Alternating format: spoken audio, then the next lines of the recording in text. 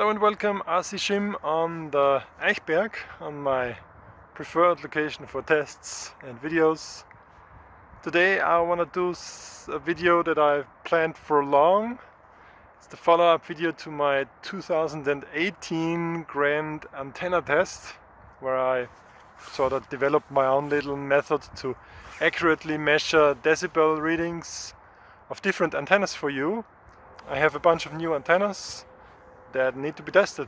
These are the antennas I will test today, and this will most probably also be my thumbnail. We will see. You see a lot of already known antennas there maybe, and some more exotic ones.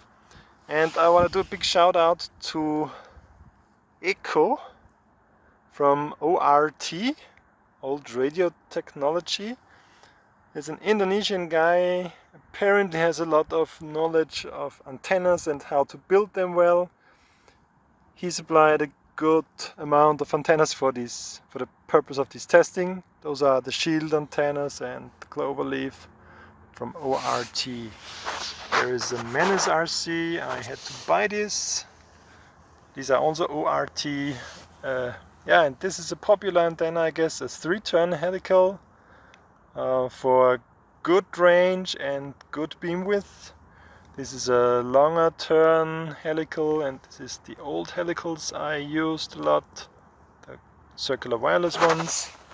Yeah, and here's some little Lollipops, SpeedyBee antenna, and a few patches. And I almost forgot this rather expensive IB Crazy antenna here. The Video Aerial Systems antenna. I bought it on a local shop.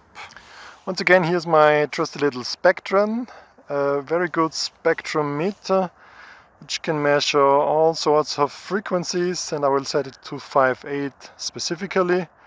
I will have the test settings as a info in the description as always, and I also have these kinds of lists there, an Excel sheet with all the numbers that I collected on my tests to make it reproducible, as well as a list of antennas with clickable links, no affiliate links, just links for you to find them if they are still available.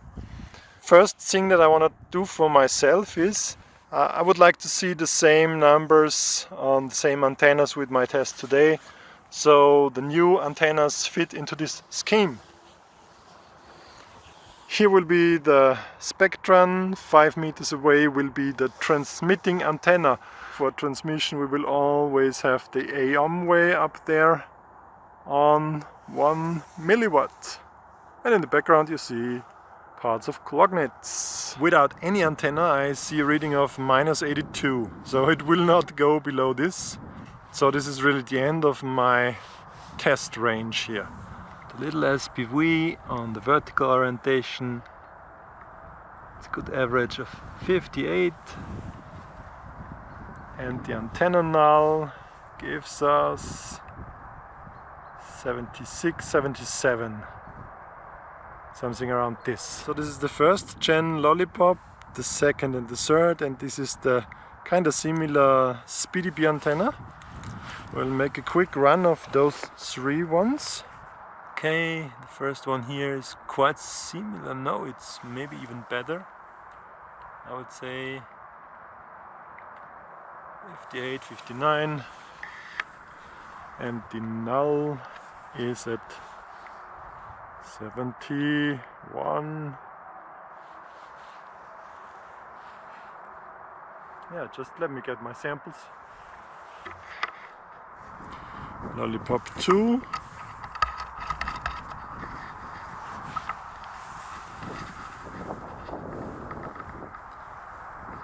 Lollipop 2 vertical.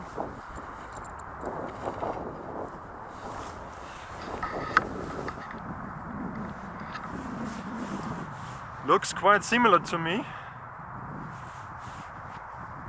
Yeah, maybe the antenna now is a bit better here. We'll see. What about those stubby things? I mean, I have a Lollipop 2 version of the stubby, not Lollipop 3. They are often used on the goggles directly. maybe with a 90-degree adapter Two of them, nice combination. You can leave it on forever. You cannot break them while they are screwed on to your goggles. What do those minimal antennas do for you? Quite good 60. And not so bad 72, 73. So yes, I can see that those little stubbies are quite popular.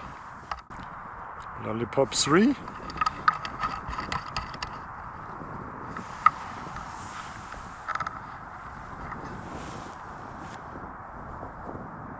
Is it a bit worse now? 60. That's interesting. And in the null test, SpeedyBee in the RCSchim edition. This must be superior antenna, of course. Vertical, it's a solid 60, 59, 60. And a vertical, and safe to say it's quite similar to the Lollipops. And I think this is also what Bruce found while flight testing them. I have this long coax cable Pagoda from Foxeer, especially for the goggles, so it's up the head farther.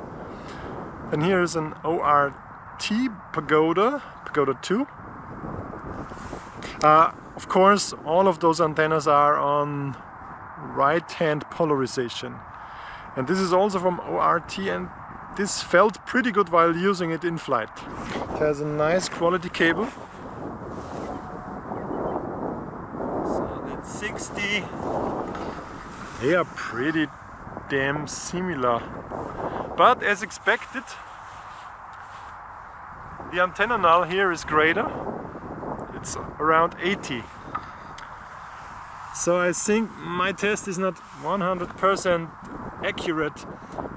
In this orientation I would expect this thing has way better range in the horizontal plane than a Lollipop. But you see, overhead flying with the Pagoda style, not so good. So this is the long Pagoda from Foxeer, 58. Starting to see a bit better reception here. Kinda unexpected. Antenna null below 70. Kinda impressed, to be honest.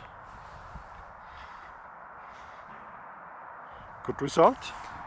Now this shiny 6-lobe SPV flower style corkscrew thingy.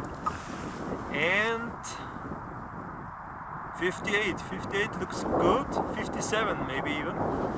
And that's what I thought, because I really liked them while flying. The antenna, above the antenna, do you see there? It's quite bad. So as always, it has to be a trade-off. You see, it's quite squashed. So you have, like a Pagoda, you have a good reception in the horizontal plane, but not above. So this has to be seen a bit like the Pagodas, but I like it. It's, yeah, it might be fragile, but for the goggles it's cool, of course. So now I want to compare a patch of patch antennas. I already compared them in one of my last videos while in flight, so this should now be the test that gives you numbers to this. We will see. Start with the well-known 8 dBi from immersion. It has 90-degree field of view. So with the patch antennas I will start using it facing directly for the best reception, and then in a 90-degree angle, because none of those antennas has more than 90 degrees, so that should be on the sides. Usually they have the worst reception quality.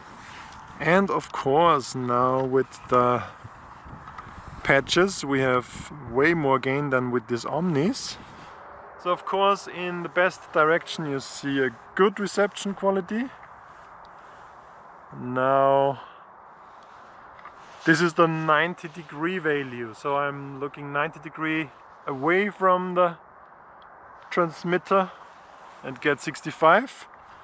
Let's just for the test move 180° away, so it's now in our back. And what do we get? Next one is the MenaceRC PicoPatch, yeah, the Pico 5.8. It comes with this blue part. The numbers look very similar. I will let it there for a good average.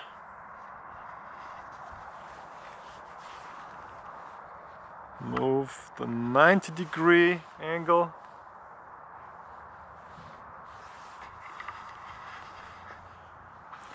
And this is the 180. Is it maybe better behind yourself? This is the shield from ORT, and while it is on a 45-degree adapter, I'm pointing it straight to the transmitter antenna. And unfortunately it's not as good as I thought. It's around, yeah, maybe in the best case 55 decibel. Let's take a look. 45. When is the 90? This is about 90 degrees, 65. It's getting worse now. And that's 180 behind yourself. So I don't see a lot of benefit from this tiny shield over the, let's say, MenaceRC PicoPatch. But it's really damn small. That's an advantage, of course. So this is now a fancy antenna. You see it's like, let's say, 30-degree angled. So you have two of those shields, and I think this is the same shield like the one I tested before. It's just a dual shield. And it's made 3D printed in a way that it can be mounted very easily and permanently on your goggles front plate. I used the Velcro here. And it comes with these two antenna cables. So this is a very popular design. And it gives you, apparently it gives you 180° of beam width. So approximately in the direction where you head your head, you get good reception. So I aim it directly. Yeah, and like with the single shield I get 55-ish values. And now I can point it just 90° to this side, let's say this side, and we say 70 decibel, 71. That's with vertical. Yeah, it's kind of the same. See, as I turn it, decibels get better, lower numbers is better. In case you wondered, lower decibel minus values is better. I stated in my Excel sheet, minus 50 is really good, minus 60 is average, minus 70 is not so good. Okay, for a comparison I take the second shield here as well and have the 54, 53 and the 90-degree one. Oh, is it better maybe? 65. Two patches on your goggles that are always oriented good, and they're also oriented up a bit because normally people tend to nod their heads down while flying. So that's a really nice concept. And the last one that I had here in my pocket is the Foxeer Echo. It's also said to be 8 decibel, but I think this is not a good antenna. And this has really nothing to do with Foxeer not sending me too much stuff anymore. I have an untested Foxeer night cam on the pole, by the way. I will show you the image later. Foxeer patch. Is it 53, 54? Yeah, it's a bit worse. And on the 90-degree,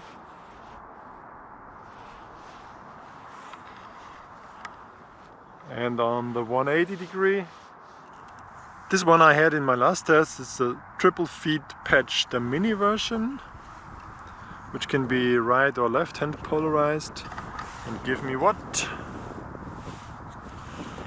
Yeah, these are some decent values, to be honest. I didn't expect this. 51, 52. What's on a 90 degree? Yeah, it's not so good here. Yeah, but 69 is not bad. 45 degree, and we have like 55, 56. So I should reconsider using those. I don't know why, but I didn't like those triple feed patches in the beginning. But they look quite good. So the bigger one, 51, 50 maybe, good. But now at 45 degree we are already at 60. So this has a smaller beam width, of course. So not as wide, it's lesser beam width. And on the 90 degree we are terrible. We have basically no reception around 80. So that's the trade-off, as always with antenna gain. If you have higher gain antennas, they have superb reception in one direction, but if you move it slightly, the reception gets worse, drastically. And the smaller patches with not so much gain, they give you 90 degree almost. While the DualShield gives you 180 degree. Crosshair Extreme. Check it out. So what do we see here? It's a solid 51 in a direct aiming. 45 degree, we're up at 56. 90 degree, we're at 70. Not 60, we're at 70. So they are a bit more directional. You can say what you want. So yeah, but they might be really good if you're within its beam width. So I see why they are used by some pilots, like I saw Bartwell, I guess, with this in the direction that you fly, and the second omni on the diversity. Because yeah, we can aim it roughly 45 degree in each direction. I have those 3 helical antennas, and you can count their number of turns, and the more turns you have on this spiral part of the antenna here, the more directional they are. So this is a good idea for good overall coverage, so it's a good goggle helical. So this is an ORT 3.5 turn one. What do we get with this? Wow. Okay, so the helicals are the first to go below 50. So I think I saw 48 as the top. And now we'll check the directionality. Still at 50, amazing. So now we're at 45 degrees, and we get what? 55, 60, 70, but now I'm already at almost 90 degrees. Yeah, 90 degrees and 67, 70. Do the full circle, that's 180 degrees and still around 70. So I'm not sure if this is too early, too soon, but I will definitely push myself to use those little things more, because they may not be super long range antennas, but for our normal flying around houses and stuff, those things should be used more often instead of patches, because those are better just. They have a wider beam width and they have a good penetration. Yeah, go use those helicals. And shout out to Bruce once again. This shows the man himself knows this stuff, because he always told me, go check out the lower turn helicals, they are awesome. And you see now we're at 45. So this is a good old antenna with the most turns. It's 1, 2, 3, 4, 5, 6, 7.5 or maybe 8 turn helical from Circular Wireless. I think it's 12 dB of gain, if I remember correctly. But you can read this in the description, of course. And it has this 90-degree adapter, so we will have to aim it that way. Yeah. But surprisingly, we don't see much better values than with the 3 turns. And this shows the limitations of my tests. I should get way more distance from my test subject to show you the difference in reception quality of those helicals, of those high gain helicals. Turn it and see the values increasing. Yeah, and I'm now at maybe 30 degree and already it goes up to 60. So there's way more directionality on these. Now we're at the 90-degree mark and it's at 70. And this is the 180-degree. And it doesn't get too worse, actually. This is the last thing here. It's also from ORT, old radio transmission, with a nice bendy flexible coax there. The build quality from Echo is really nice. It's for sure on the same level as the really good Circular Wireless ones. And those are better than the Circular Wireless. 44, 45, awesome. What's with the directionality? 10 degree, 20, maybe 30, 40, 45. So they are quite directional, of course. On the 90-degree mark we have 65. And behind yourself it's not good. If you want to go long range, get those. Did we count them? No, we didn't count them. How much turns do we have? It starts here. 1, 2, 3, 4, 5, 6. Now that's 6.5. So that translates to, I'd say, 10 or 11 decibels of gain. That's a really good antenna. I said my test is not good on the short distance. Those low turn helicals and the high gain helicals have about the same score on my decibel meter.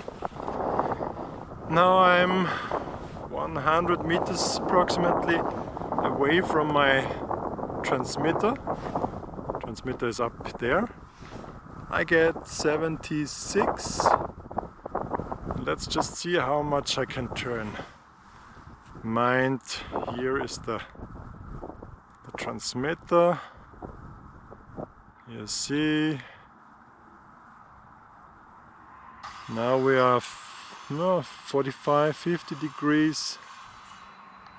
And now it gets worse. So it's a really nice coverage, really nice beam width. That's the center, it's 74. And this direction not so much. So now let's swap to the antenna. I just have those two with me for the sake of this demonstration. It should be enough. So you'll see we have a few decibels of gain now more. It should be there, yeah, 72. But still you don't see a terrible lot of difference.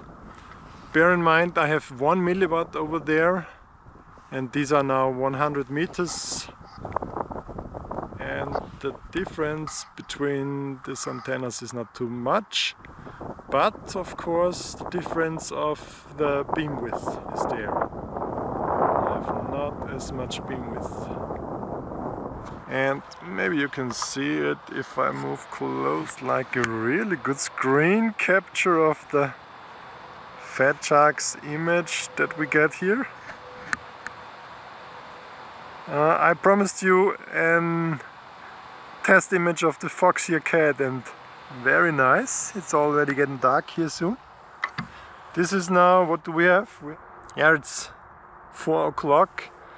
It's already getting dark, so that's also the reason why I can't make too many videos here. I mean, I can do some night flying now, but it's getting cold and dark early. So hand over to the southern hemisphere, have fun in your summer, while we are freezing our asses off here.